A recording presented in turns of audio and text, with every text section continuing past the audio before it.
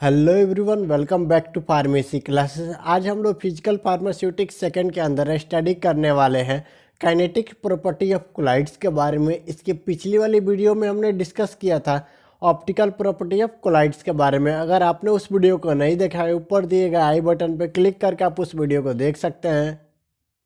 हम kinetic property of colloids के बारे में स्टडी करें उससे पहले हम काइनेटिक का मतलब जान लेते हैं कि काइनेटिक मतलब होता क्या है। काइनेटिक मतलब होता है मोशंस, और हम यहाँ पे कोलाइड्स के बारे में स्टडी कर रहे हैं। मतलब यहाँ पे हम कोलाइड्स के मोशंस के बारे में स्टडी करेंगे इस वीडियो में, और इस मोशंस में फोर्स और एनर्जी एसोसिएट रहती है। और जैसे कि मैंने आपको बताया था कि जो हमारा कोलाइडल सिस्टम होता है ये दो कंपोनेंट का मिक्सचर होता है, डिस्पर्स फेस एवं डिस्पर्जन मीडियम। और ये जो हमारा डिस्पर्जन मीडियम होता है ये लार्ज अमाउंट में प्रेजेंट होता है, जबकि वही हमारा डिस्पर्स फेस लेस अमाउंट में प्रेजेंट होता है। अगर हम डिस्पर्स मीडियम के रिस्पेक्टिव बात करें तो जो हमारा कोलाइडल पार्टिकल होता है इसके मूवमेंट में अर्थात इसके मोशन में बहुत सारे प्रॉपर्टी जुड़े होते हैं। आइए उन सारे प्रॉपर्टी को हम स्टडी करेंगे एक एक करके। वेरियस फैक्टर इंड्यूस कर सकते हैं हमारे कोलाइडल पार्टिकल के मोशंस को। आइए उन सारे फैक्टर को देखते हैं, जिसमें फर्स्ट फैक्टर है thermal induce, second gravitationally induce, third electrically induce एवं फोर्थ अप्लाइड एक्सटर्नल फैक्टर। आइए सबसे पहले हम थर्मली इंड्यूस फैक्टर के बारे में स्टडी करेंगे, जो हमारे कोलाइडल पार्टिकल के मोशंस के लिए जिम्मेदार होता है। ये जो थर्मली इंड्यूस फैक्टर होता है हमारे कोलाइडल पार्टिकल के मोशंस के लिए, इस थर्मली इंड्यूस फैक्टर के अंदर हम तीन ऐसे फैक्टर के बारे में स्टडी करते हैं जो हमारे कोलाइडल पार्टिकल के मोशंस के लिए जिम्मेदार होते हैं, जिसमें फर्स्ट है Brownian movement, second diffusion, third osmosis. साथ ही जो हमारा ग्रेविटेशनली इंड्यूस फैक्टर होता है इसके अंदर हम स्टडी करते हैं सेडिमेंटेशंस के बारे में। इस सेडिमेंटेशंस के कारण भी हमारे कोलाइडल पार्टिकल के अंदर मोशंस आता है, जो कि हम स्टडी करते हैं ग्रेविटेशनली इंड्यूस फैक्टर के बारे में। वहीं बात करें हमारा थर्ड फैक्टर, वो हमारा थर्ड फैक्टर है electrically induce factor. Electrically induce factor को हम इलेक्ट्रिकल प्रॉपर्टी ऑफ कोलाइड्स के अंदर स्टडी करेंगे, जो कि आने वाली अगली वीडियो में होगा। साथ ही जो हमारे कोलाइडल पार्टिकल के मोशंस के लिए जो फोर्थ फैक्टर था वो था एक्सटर्नल अप्लाइड फैक्टर। और इस एक्सटर्नली अप्लाइड फैक्टर के अंदर हम स्टडी करते हैं विस्कोसिटी के बारे में। आइए सबसे पहले हम थर्मली इंड्यूस फैक्टर के बारे में स्टडी करेंगे, जिसमें फर्स्ट फैक्टर ब्राउनियन मोशंस के बारे में स्टडी करेंगे। डिस्पर्स मीडियम में जो हमारे कोलाइडल पार्टिकल का रैंडम मूवमेंट होता है इसे हम ब्राउनियन मोशन कहते हैं, या फिर हम ये भी कह सकते हैं कि जो हमारे कोलाइडल पार्टिकल का हमारे डिस्पर्स मीडियम में जिगजैग मोशन जो होता है उसे हम ब्राउनियन मोशन कहते हैं। ऐसा देखा गया है कि जो 5 माइक्रोमीटर तक के कोलाइडल पार्टिकल होते हैं उनमें इरेटिक मूवमेंट पाया जाता है। इरेटिक मूवमेंट का अर्थ होता है कि जो हमारे कोलाइडल पार्टिकल है ये इरेगुलर वे में मूव किए जा रहे हैं डिस्पर्स मीडियम में। ब्राउनियन मोशन में जो हमारे कोलाइडल पार्टिकल का मोशन हो रहा है इस मोशन को हम तीन टर्म के द्वारा इंट्रोड्यूस कर सकते हैं, जिसमें फर्स्ट है random movement, second irregular movement of colloidal particles एवं थर्ड है इरेटिक मूवमेंट। ये तीन टर्म्स के द्वारा हम कोलाइडल पार्टिकल के मूवमेंट को इंट्रोड्यूस कर सकते हैं। इन तीनों का अर्थ होता है जो हमारे कोलाइडल पार्टिकल है ये इरेगुलर वे में हमारे डिस्पर्स मीडियम में मूव कर रहे हैं। और ऐसा पाया गया है कि जो 5 माइक्रोमीटर तक के पार्टिकल हैं जो इरेटिक मूवमेंट शो कर रहे हैं, इस इरेटिक मूवमेंट के पीछे का जो रीजन है वो है बम्बार्डमेंट। जो डिस्पर्स मीडियम के मॉलिक्यूल्स हैं वो लगातार हमारे पार्टिकल्स पे बम्बार्डमेंट करते जाते हैं, जिसके कारण जो हमारा पार्टिकल है वो डिस्पर्स मीडियम में इरेगुलर वे में मूव करेगा, जिसे हम ब्राउनियन मोशन कहते हैं। आइए हम इसी टर्म को हम डायग्राम के थ्रू से समझते हैं कि किस प्रकार हमारे डिस्पर्स मीडियम के मॉलिक्यूल्स हमारे पार्टिकल्स पे बम्बार्डमेंट करते हैं, जिसके कारण जो हमारा पार्टिकल है ये इरेटिक मूवमेंट या फिर रैंडम मूवमेंट शो करता है, जिसे हम ब्राउनियन मोशन कहते हैं। आप अपने डिस्प्ले पे इस डायग्राम को देख पा रहे होंगे। इस डायग्राम में जो हमारे रेड वाले पार्टिकल हैं ये डिस्पर्स मीडियम के मॉलिक्यूल्स हैं। वहीं बात करें जो व्हाइट वाला है ये कोलाइडल पार्टिकल्स है। कोलाइडल पार्टिकल्स बड़ा होता है as compare to disperse medium molecules. Colloidal particle के कंपैरिजन में जो हमारे डिस्पर्स मीडियम के मॉलिक्यूल्स हैं उनकी कंसंट्रेशन अधिक रहेगी हमारे सिस्टम में। एवं देख पा रहे होंगे आप जो हमारे डिस्पर्स मीडियम के मॉलिक्यूल्स हैं ये लगातार हमारे पार्टिकल्स पे बम्बार्डमेंट किए जा रहे हैं। जैसे ही हमारे कोलाइडल पार्टिकल पे बम्बार्डमेंट करते हैं जो हमारा पार्टिकल है कोलाइडल पार्टिकल ये इरेगुलर वे में मूव करते जाता है। आप अपने डिस्प्ले पर देख पा रहे होंगे जो हमारा कोलाइडल पार्टिकल है, एक कोलाइडल पार्टिकल को डिस्पर्स मीडियम के 4 से 5 मॉलिक्यूल्स आपस में एग्रीगेट होकर एक पार्टिकल को पुश कर रहे हैं इरेगुलर डायरेक्शन में, जिसके कारण जो हमारा मूवमेंट है कोलाइडल पार्टिकल का ये हमारे सिस्टम में देखने को मिल रहा है। एवं ये जो प्रोसेस है ये कंटिन्यूअस होती रहती है, मतलब जो हमारे डिस्पर्स मीडियम के मॉलिक्यूल्स है ये हमेशा हमारे डिस्पर्स फेस के पार्टिकल पे बम्बार्डमेंट करते रहते हैं, जिसके कारण जो हमारे सिस्टम में कोलाइडल पार्टिकल का मूवमेंट होते रहता है और इसे हम ब्राउनियन मोशन कहते हैं। ब्राउनियन मोशन में जो हमारे कोलाइडल पार्टिकल मूव कर रहे हैं इरेगुलर डायरेक्शन में, इस मोशन को हम एब्जॉर्ब नहीं कर सकते हैं क्योंकि ये जो कोलाइडल पार्टिकल होते हैं ये काफ़ी स्मॉल होते हैं, इसलिए इसे हम अपने आँखों से नहीं देख सकते हैं। लेकिन अल्ट्रा माइक्रोस्कोप की मदद से हम कोलाइडल पार्टिकल के इरेगुलर मूवमेंट अर्थात जिग जैग मोशन को हम लोग डिटेक्ट कर सकते हैं। साथ ही अगर हम कोलाइडल पार्टिकल के साइज को डिक्रीज कर रहे हैं तो इस पार्टिकल की जो वेलोसिटी है वो इंक्रीज हो जाएगी। साथ ही जिस मीडियम में हमारा पार्टिकल डिस्पर्स है उस मीडियम की अगर हम विस्कोसिटी को इंक्रीज कर रहे हैं तो हमारे पार्टिकल की जो वेलोसिटी है वो डिक्रीज हो जाएगी। कुछ ऐसे सब्सटेंस है जिसको हम ऐड करके हम अपने मीडियम की विस्कोसिटी को इंक्रीज कर सकते हैं। उसका एग्जाम्पल है ग्लिसरीन या फिर इसी से सिमिलर किसी भी सब्सटेंस को हम ऐड करके अपने मीडियम की विस्कोसिटी को इंक्रीज कर सकते हैं।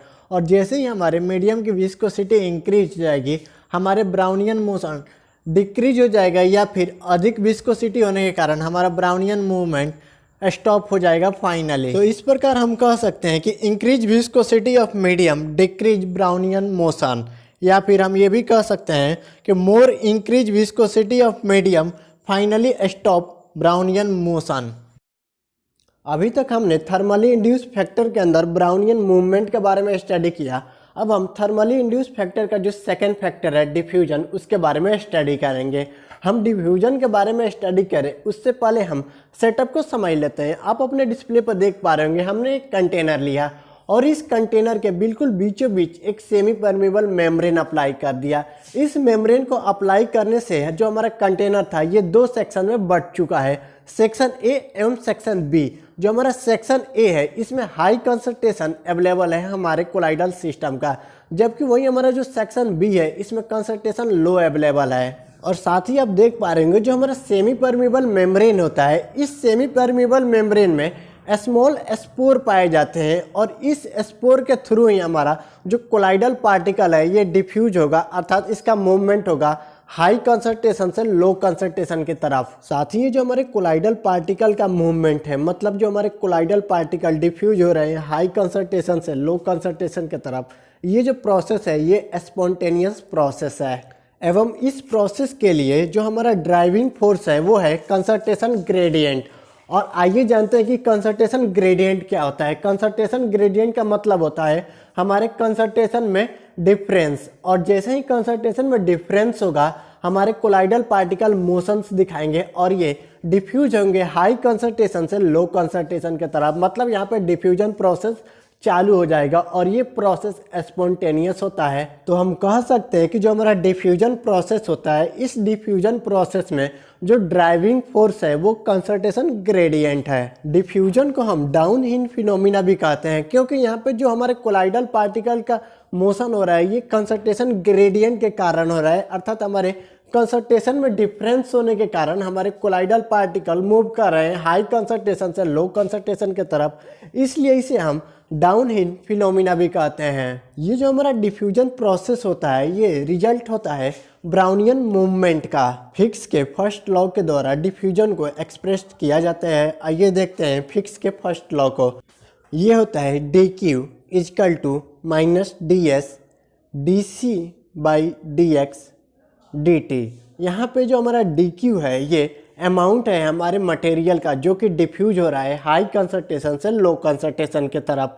और यहाँ पे जो हमारा dt है ये टाइम है, कितने टाइम में हमारा मटेरियल डिफ्यूज हुआ हाई कंसंट्रेशन से लो कंसंट्रेशन की तरफ। एवं ये जो d है ये डिफ्यूजन कोफिशिएंट है, एवं जो s है ये एरिया है सेमी परमेबल मेम्ब्रेन का, जिसके थ्रू हमारे कोलाइडल पार्टिकल डिफ्यूज होते हैं हाई कंसंट्रेशन से लो कंसंट्रेशन के तरफ।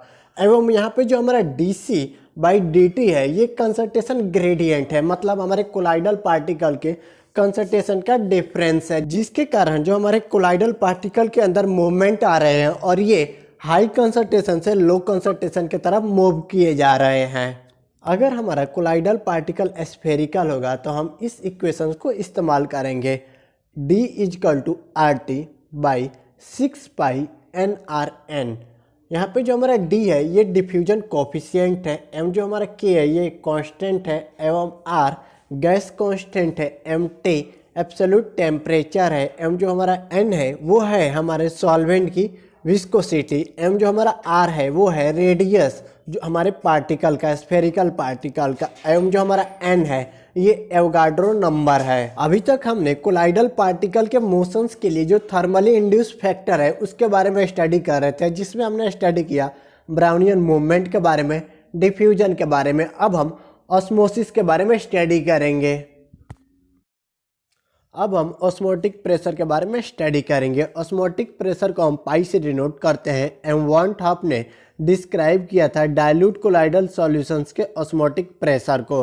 वन टॉप ने इस इक्वेशन को दिया था पाई बराबर सी आर टी। यहाँ पे जो पाई है ये ऑस्मोटिक प्रेशर है, एवं जो सी है ये मोलर कंसंट्रेशन है हमारे सॉल्यूट का, एवं जो आर है ये गैस कांस्टेंट है, एम जो टी है ये टेम्परेचर है। अभी तक हमने अपने कोलाइडल पार्टिकल का जो मोशन था, जो थर्मली इंड्यूस मोशन था, उसके बारे में स्टडी किया, जिसमें हमने ब्राउनियन मूवमेंट के बारे में स्टडी किया, डिफ्यूजन के बारे में स्टडी किया, एवं ऑस्मोटिक प्रेशर के बारे में स्टडी किया। अब हम ग्रेविटेशनली इंड्यूस मोशंस के बारे में स्टडी करेंगे, अर्थात सेडिमेंटेशंस के बारे में स्टडी करेंगे। जो हमारा कोलाइडल डिस्पर्जन होता है ये मोर स्टेबल होता है। इसके पीछे का जो रीजन है वो है हमारे कोलाइडल पार्टिकल का साइज, जो कि काफ़ी स्मॉल होता है, अप्रॉक्स 1 नैनोमीटर से लेकर 0.5 माइक्रोमीटर तक होने के कारण इसकी स्टेबिलिटी ज़्यादा रहती है, क्योंकि इसमें सेडिमेंटेशंस ईजिली नहीं होते हैं। साथ ही ग्रेविटी के कारण जो हमारे कोलाइडल पार्टिकल का सेडिमेंटेशन होता है उस सेडिमेंटेशन को इनहिबिट करता है ब्राउनियन मोशंस, एवं हमारे कोलाइडल पार्टिकल को हमारे डिस्पर्स मीडियम में मिक्सिंग को प्रोमोट करता है। वहीं इक्वेशंस की बात करें तो इक्वेशन है v is equal to 2r² rho minus rho 0 g by 9 eta 0। यहाँ पे जो v है वो हमारे स्फेरिकल पार्टिकल का सेडिमेंटेशन का जो वेलोसिटी है वो है, एवं जो हमारा रो है ये डेंसिटी है हमारे डिस्पर्स फेस का, एवं जो रो 0 है ये हमारे डिस्पर्स मीडियम की डेंसिटी है, एवं जो ईटा 0 है ये विस्कोसिटी है, एवं जो जी है ये ग्रेविटी है।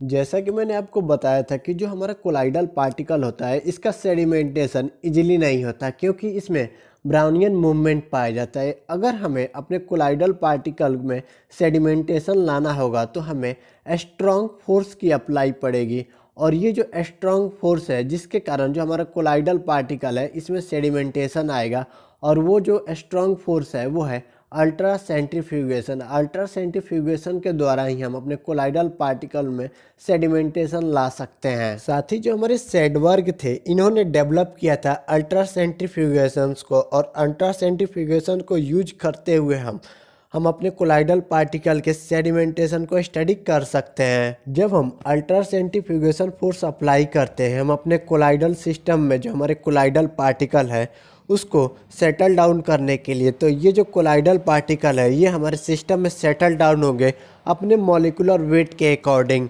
और जब ये अपने मॉलिक्यूलर वेट के अकॉर्डिंग सेटल डाउन होंगे तो हम इस प्रोसेस के द्वारा उसके मॉलिक्यूलर वेट को भी डिटरमाइन कर सकते हैं।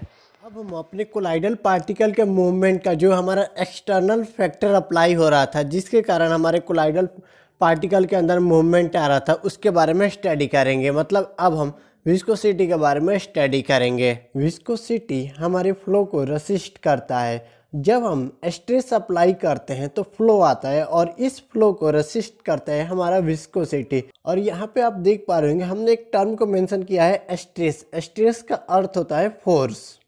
जितना ज़्यादा विस्कस लिक्विड होगा उतना ही ज़्यादा हमें फोर्स अप्लाइड करना पड़ेगा उसको फ्लो कराने के लिए एक पर्टिकुलर रेट पे। अगर एग्जांपल के थ्रू बात करें कोलाइडल डिस्पर्जन में, तो हमारे कोलाइडल डिस्पर्जन दो कंपोनेंट का मिक्सचर होता है, disperse phase and disperse medium.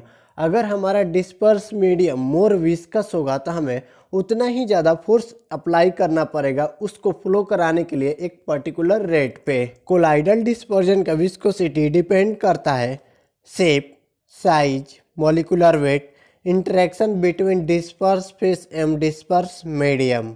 Einstein ने एक इक्वेशन दिया था, अगर स्फेरिकल पार्टिकल का डिस्पर्जन सिस्टम होगा तो उसके फ्लो को क्वालिटेटिव टर्म में एक्सप्रेस करने के लिए, जो कि है ईटा इजिकल टू ईटा 0 1 + 2.55।